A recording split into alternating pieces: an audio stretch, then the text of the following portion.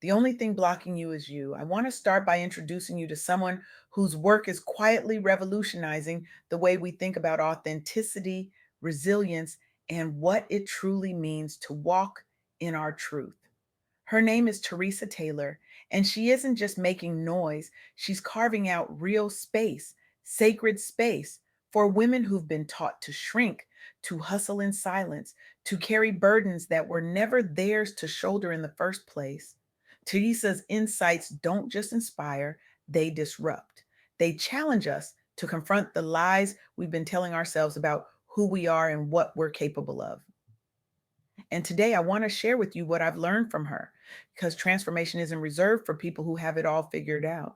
It's available to anyone brave enough to confront the one obstacle standing in their way, themselves. And that's where we're starting, not with some polished, perfectly packaged version of success, not with the glossy highlight reel we're all trained to perform, but with the raw, uncomfortable, bone deep truth that most of us spend our entire lives running from, the fact that we are our own biggest roadblock. Let me be clear.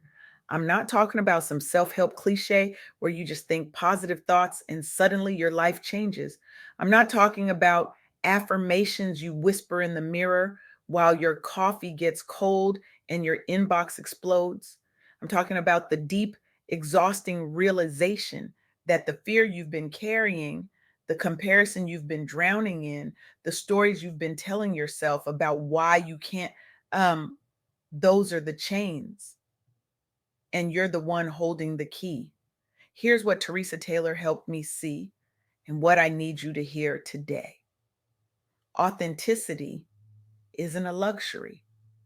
It's not something you get to after you've healed all your trauma, paid off your debt, figured out your purpose, or finally lost those last 10 pounds.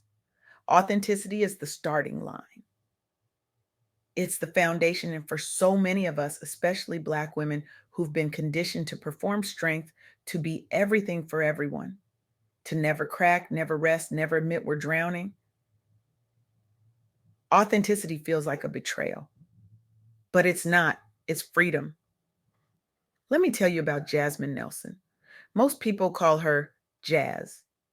Jazz is the founder of Umber, a brand built for women with polycystic ovary syndrome who struggle with unwanted hair. But Umber isn't just a product, it's a lifeline.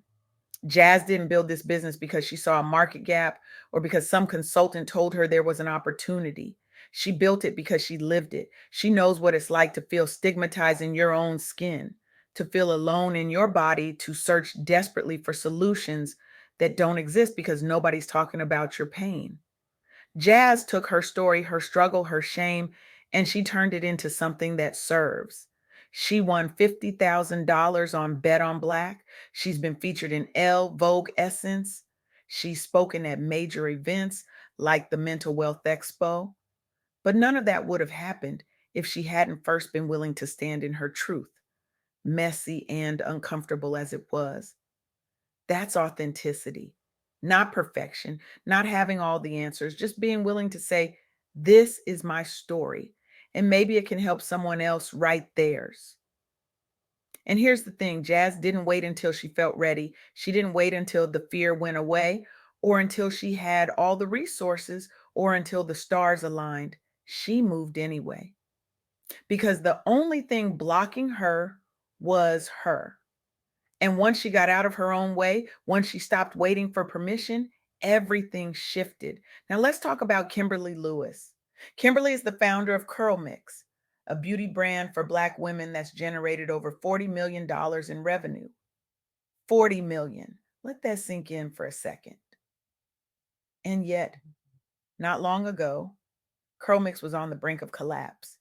Despite the success, despite the venture capital, despite the loyal customer base, Kimberly found herself in a cash crunch with no safety net, no backup plan, and a whole lot of people depending on her.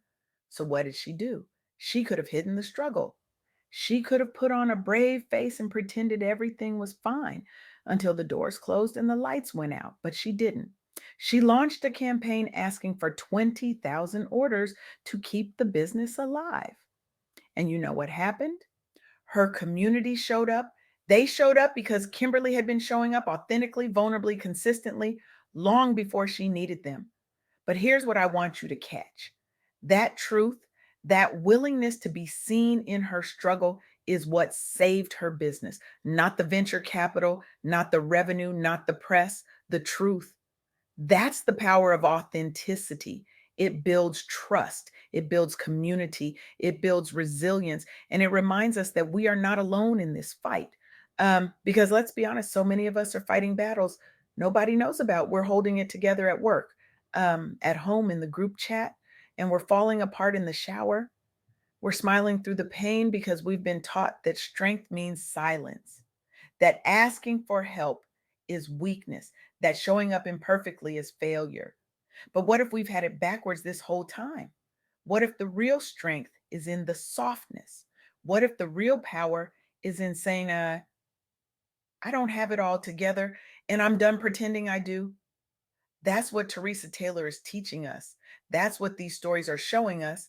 And that's what this moment is asking of us: to unlearn survival mode and relearn how to live. Now, I want to talk about something that doesn't get enough airtime: the systemic barriers that make authenticity feel like a privilege instead of a right. Because it's one thing to say, just be yourself. And it's another thing entirely to acknowledge that for Black women, for mothers, for entrepreneurs navigating a world that wasn't built for them, being yourself can feel like a risk you can't afford to take. There was a report, the Founders Report, that surveyed over 1,500 Black women founders across North America, and the findings were sobering.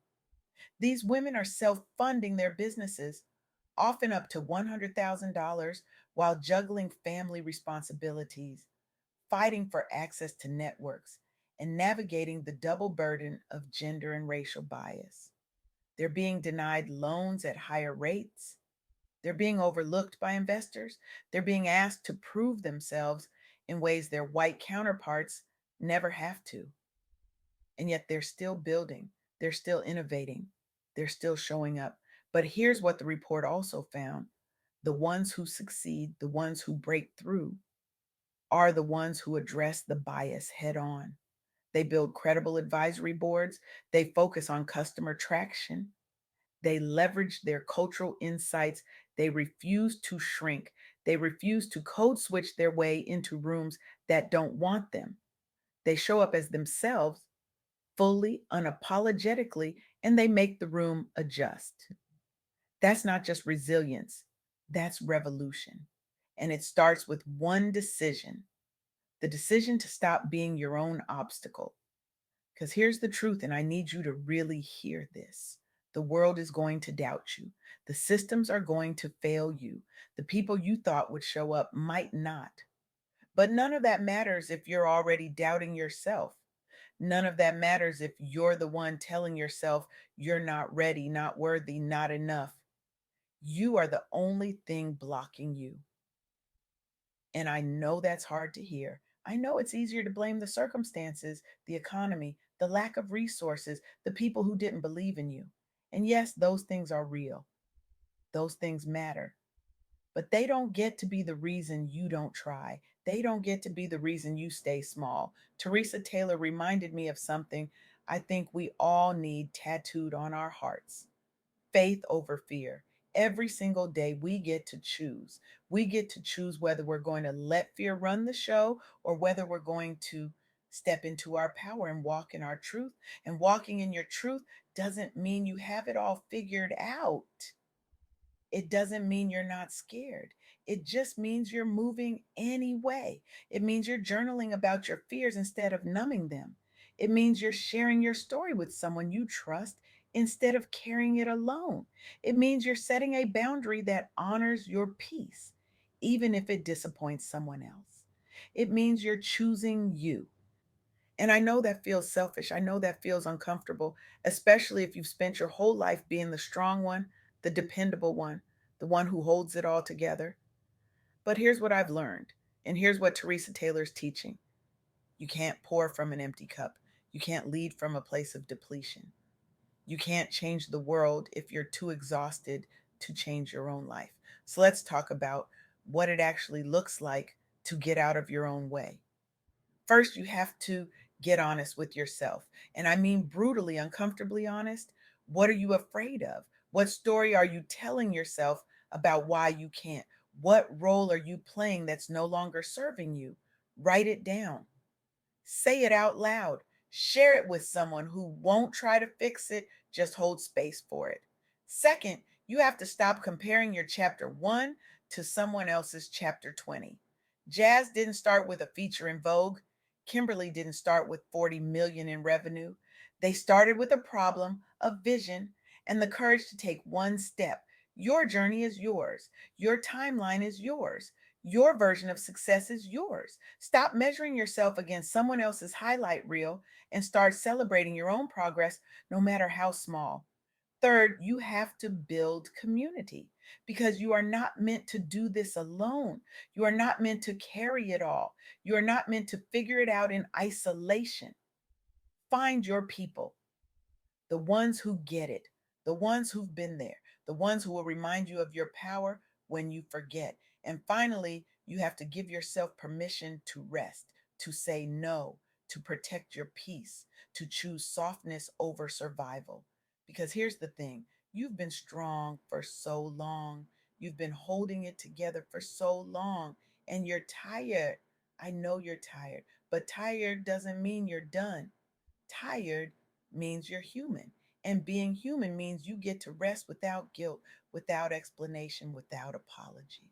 Theresa Taylor is out here doing the work, making space, shifting the narrative, reminding us that we are not our trauma.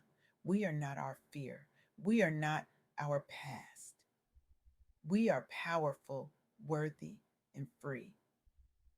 And so are you. So here's what I want to leave you with today. Not a nice idea, not a comforting thought, but a challenge. I want you to look in the mirror, really look, and ask yourself, what am I afraid of? What story have I been telling myself that's keeping me stuck? What permission am I waiting for that I already have the power to give myself? And then I want you to do one thing, just one thing that honors your truth. Maybe it's setting a boundary you've been avoiding. Maybe it's starting that project you've been putting off. Maybe it's reaching out to someone and saying, I need help. Maybe it's just taking a nap without feeling guilty about it. Whatever it is, do it. Not because you have to, not because someone's watching, but because you deserve to live a life that feels like yours. Because the only thing blocking you is you. And once you move, once you step into your power, once you walk in your truth, everything changes. The world needs what you have, and you deserve to give it. So let's stop waiting for permission. Let's stop waiting for the perfect moment. Let's stop waiting to feel ready. Let's just start. Messy, imperfect, authentic, and free.